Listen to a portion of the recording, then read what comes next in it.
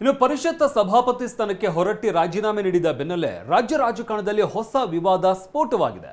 ರಾಜೀನಾಮೆ ಸ್ವಇಚ್ಛೆಯಿಂದ ಅಲ್ಲ, ಒತ್ತಡದಿಂದ ಪಡೆದಿದ್ದಾರೆ ಅನ್ನೋದು ಬಿಜೆಪಿ ಜೆಡಿಎಸ್ ಆರೋಪ ಆಗಿದೆ.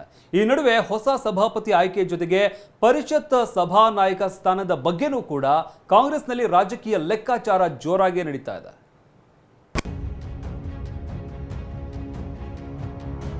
ಭಯದ ವಾತಾವರಣ ಸೃಷ್ಟಿಯಾಗಿದ್ದರಿಂದ ನಾನು ಅನಿವಾರ್ಯವಾಗಿ ರಾಜೀನಾಮೆ ಕೊಡಬೇಕಾಯಿತು ಅಂತಕ್ಕಂಥ ಮಾತುಗಳನ್ನ ಮಾನ್ಯ ಬಸವರಾಜ ಹೊರಟ್ಟಿ ಅವರು ನಮಗೆ ಹೇಳಿದರು. ಇಂಥ ವಿಚಾರಗಳು ಪ್ರಸ್ತಾಪ ಮಾಡಿ ಛಲವಾದಿ ಅವರು ದಯವಿಟ್ಟು ಹೊರಟ್ಟಿ ಸಾಹೇಬರಿಗೆ ಅವಮಾನ ಮಾಡಬೇಡಿ.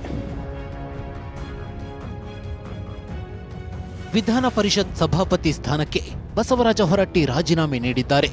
ಹೊರಟ್ಟಿ ನಿರ್ಗಮನದ ಬೆನ್ನಲ್ಲೇ ರಾಜ್ಯ ರಾಜಕೀಯದಲ್ಲಿ ಹೊಸ ಕದನ ಶುರುವಾಗಿದೆ. ಒತ್ತಡಕ್ಕೆ ಮಣಿದು ಹೊರಟ್ಟಿ ರಾಜೀನಾಮೆ ನೀಡಿದ್ರಾ ಅನ್ನೋ ಪ್ರಶ್ನೆ ಎದ್ದಿದೆ. ಈ ಬೆನ್ನಲ್ಲೇ ಹೊರಟ್ಟಿ ರಾಜ್ಯಪಾಲರಿಗೆ ಬರೆದ ಪತ್ರ ಈಗ ಬಿಜೆಪಿ ಜೆಡಿಎಸ್ಗೆ ಅಸ್ತ್ರವಾಗಿದೆ. ಈ ಪತ್ರವನ್ನೇ ಮುಂದಿಟ್ಟುಕೊಂಡು ಡಿಕೆಶಿ ಸರ್ಕಾರದ ವಿರುದ್ಧ ವಿಪಕ್ಷಗಳು ಸಮರ ಸಾರಿವೆ. ಡಿಕೆ ಅವರು ಕುಂತು 2 ತಾಸುಗಳ ಕಾಲ ಬೆದರಿಸಿ ಅವ್ರನ್ನ ಎದುರಿಸಿ ಅವ್ರ ರಾಜೀನಾಮೆ ಕೊಡಿಸಿದ್ರಂತ ರಾಜ್ಯಪಾಲರಿಗೆ ಹೊರಟ್ಟಿ ಬರೆದ ಪತ್ರದಲ್ಲಿ ರಾಜೀನಾಮೆ ದಿನ ಅಂದ್ರೆ ಆಗಸ್ಟ್ 7ರಂದು ಸಭಾಪತಿ ಕೊಠಡಿಯಲ್ಲಿ ನಡೆದ ಬೆಳವಣಿಗೆಗಳ ಬಗ್ಗೆ ಪ್ರಸ್ತಾಪಿಸಲಾಗಿದೆ. ಈ ಪತ್ರದಲ್ಲಿ ನಾನು ಆಗಸ್ಟ್ 14ರಂದು ರಾಜೀನಾಮೆ ನೀಡಬೇಕು ಅಂತಿದ್ದೆ. ಅಧಿವೇಶನದಲ್ಲಿ ಧನ್ಯವಾದ ತಿಳಿಸಿ ನಂತರ ನಿರ್ಗಮಿಸಲು ಹೊರಟಿದ್ದೆ. ಆದ್ರೆ ಸಿಎಂ ಡಿಕೆ ಆಗಸ್ಟ್ 7ರಂದೇ ರಾಜೀನಾಮೆ ನೀಡುವಂತೆ ಸೂಚಿಸಿದ್ರು ಅಂತ ಬರೆದಿದ್ದಾರೆ. ಗೌರವಾನ್ವಿತ ಶ್ರೀಯುತರೆ, ಕರ್ನಾಟಕ ವಿಧಾನ ಪರಿಷತ್ನ ನನ್ನ ಅಧಿಕೃತ ಕೊಠಡಿಯಲ್ಲಿ ಆಗಸ್ಟ್ 7, 2026ರಂದು ನಡೆದ ಘಟನಾವಳಿಗಳನ್ನು ತಮ್ಮ ಗಮನಕ್ಕೆ ಗೌರವಪೂರ್ವಕವಾಗಿ ತರಲು ಬಯಸುತ್ತೇನೆ.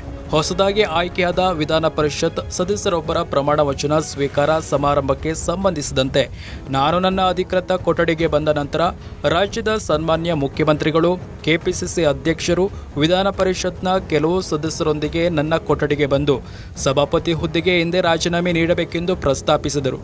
ಆದರೆ ಮುಂಬರುವ ಮುಂಗಾರು ಅಧಿವೇಶನವನ್ನು ಕರೆಯುವ ತಮ್ಮ ಆದೇಶದಂತೆ ಆಗಸ್ಟ್ 14, 2026ರಂದು ಸದನದಲ್ಲಿ ವಿಧಾನ ಪರಿಷತ್ನ ಸನ್ಮಾನ್ಯ ಸದಸ್ಯರಿಗೆ ಧನ್ಯವಾದಗಳನ್ನು ಅರ್ಪಿಸಿದ ನಂತರವೇ ರಾಜೀನಾಮೆ ನೀಡುವ ಇಚ್ಛೆಯನ್ನು ನಾನು ವ್ಯಕ್ತಪಡಿಸಿದ್ದೆ. ನನ್ನ ರಾಜೀನಾಮೆಯ ಉದ್ದೇಶವನ್ನು ನಾನು ಈಗಾಗಲೇ ಸನ್ಮಾನ್ಯ ಮುಖ್ಯಮಂತ್ರಿಗಳಿಗೆ ತಿಳಿಸಿದ್ದೆ. ಈ ವಿಷಯವು ರಾಜ್ಯಾದ್ಯಂತ ಹಲವು ಮಾಧ್ಯಮಗಳಲ್ಲಿ ವರದಿಯಾಗಿತ್ತು.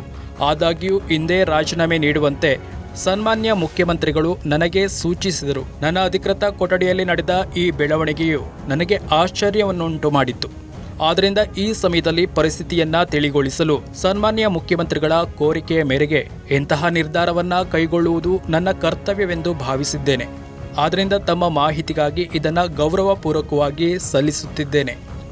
ಹೊರಟ್ಟಿ ರಾಜ್ಯಪಾಲರಿಗೆ ಬರೆದ ಈ ಪತ್ರ ಬಹಿರಂಗವಾದ ಬೆನ್ನಲ್ಲೇ ಬಿಜೆಪಿ ಜೆಡಿಎಸ್ ನಿಯೋಗ ರಾಜ್ಯಪಾಲರನ್ನ ಭೇಟಿಯಾಗಿದೆ. ರಾಜೀನಾಮೆ ಸದನದ ನಿಯಮದಂತೆ ಸಲ್ಲಿಕೆಯಾಗಿಲ್ಲ. ಕಾಂಗ್ರೆಸ್ ನಾಯಕರ ಒತ್ತಡದಿಂದ ಹೊರಟ್ಟಿ ಅವರು ರಾಜೀನಾಮೆ ನೀಡಿದ್ದಾರೆ ಎಂದು ಆರೋಪಿಸಿರುವ ನಿಯೋಗ ಹೊರಟ್ಟಿ ರಾಜೀನಾಮೆ ಅಂಗೀಕರಿಸದಂತೆ ರಾಜ್ಯಪಾಲರಿಗೆ ಮನವಿ ಸಲ್ಲಿಸಿದ್ದಾರೆ.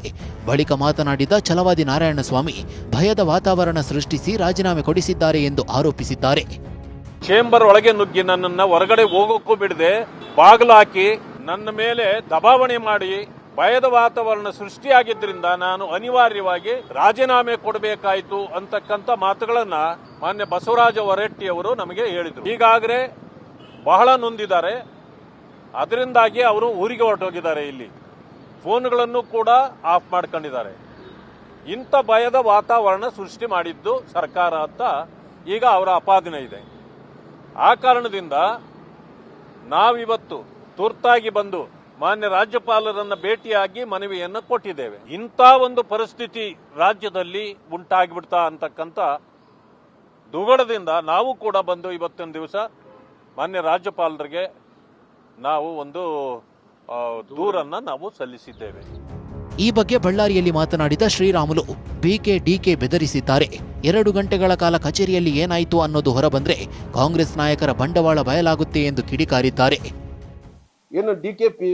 ಬಿಕೆ ಅವರು ಇಬ್ಬರು ಸೇರಿಕೊಂಡು ಸಭಾಪತಿಗಳಾದಂಥ ಹೊರಟ್ಟಿ ಅವ್ರನ್ನ ಸಾಕಷ್ಟು ಅವ್ರ ಕಚೇರಿಯಲ್ಲಿ ಮತ್ತು ಡಿಕೆ ಮತ್ತು ಬಿಕೆ ಅವರು ಕುಂತು ಅವ್ರನ್ನ ಬೆದರಿಸಿ ಅವ್ರನ್ನ ರಾಜೀನಾಮೆಯನ್ನು ಸಹಿಯನ್ನು ಕೂಡ ಪಡ್ಕೊಂಡಿದ್ದಾರೆ. ಬಹುಶಃ ಅವ್ರು ಏನನ್ನ ಬಾಯ್ಬಿಟ್ರೆ ಏನೇನಾಗಿದೆ 2 ತಾಸುಗಳ ಕಾಲ ನೀವು ಡಿಕೆ ಅವರು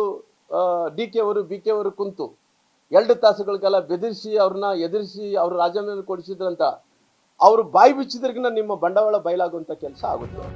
ವಿಪಕ್ಷಗಳ ಆರೋಪಕ್ಕೆ ಕಾಂಗ್ರೆಸ್ ನಾಯಕರು ತಿರುಗೇಟು ಕೊಟ್ಟಿದ್ದಾರೆ. ಸುಳ್ಳು ಆರೋಪಗಳನ್ನು ಮಾಡಿ ಹೊರಟ್ಟಿ ಅವರಿಗೆ ಅವಮಾನ ಮಾಡಬೇಡಿ ಎಂದು ಸಚಿವ ಪ್ರಿಯಾಂಕ್ ಖರ್ಗೆ ಹೇಳಿದ್ರೆ ಕಪೋಲ ಕಲ್ಪಿತ ವಿಚಾರ ಹೇಳುವುದರಲ್ಲಿ ಬಿಜೆಪಿಯವರು ನಿಸ್ಸೀಮರು ಎಂದು ಕೆಪಿಸಿಸಿ ಅಧ್ಯಕ್ಷ ಬಿಕೆ ಹರಿಪ್ರಸಾದ್ ಕಿಡಿಕಾರಿದ್ದಾರೆ.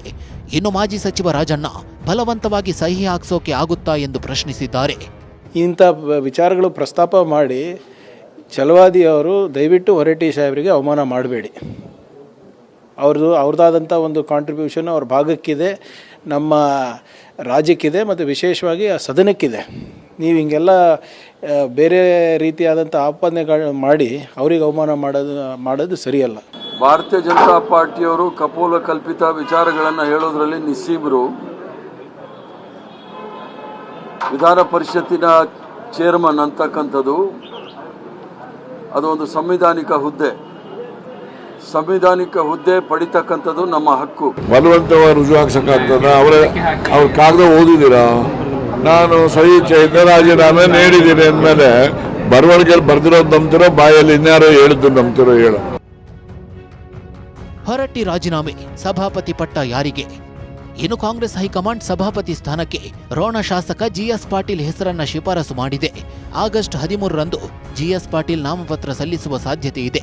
ಹಂಗಾಮಿ ಸ್ಪೀಕರ್ ಜಯಚಂದ್ರ ನೂತನ ಸ್ಪೀಕರ್ ಆಯ್ಕೆ ಪ್ರಕ್ರಿಯೆ ನಡೆಸಲಿದ್ದಾರೆ. ಯತೀಂದ್ರ ಸಿದ್ದರಾಮಯ್ಯಗೆ ವಿಧಾನ ಪರಿಷತ್ ಸಭಾನಾಯಕ ಸ್ಥಾನ. ಇತ್ತ ಪರಿಷತ್ನ ಆಡಳಿತ ಪಕ್ಷದ ನಾಯಕನ ಸ್ಥಾನವು ಕುತೂಹಲ ಮೂಡಿಸಿದ್ದು, ಸದ್ಯದ ಮಟ್ಟಿಗೆ ವಿಧಾನ ಪರಿಷತ್ನ ಏಕೈಕ ಸಚಿವರಾಗಿರುವ ಡಾಕ್ಟರ್ ಯತೀಂದ್ರ ಸಿದ್ದರಾಮಯ್ಯ ಹೆಸರು ಮುನ್ನೆಲೆಗೆ ಬಂದಿದೆ.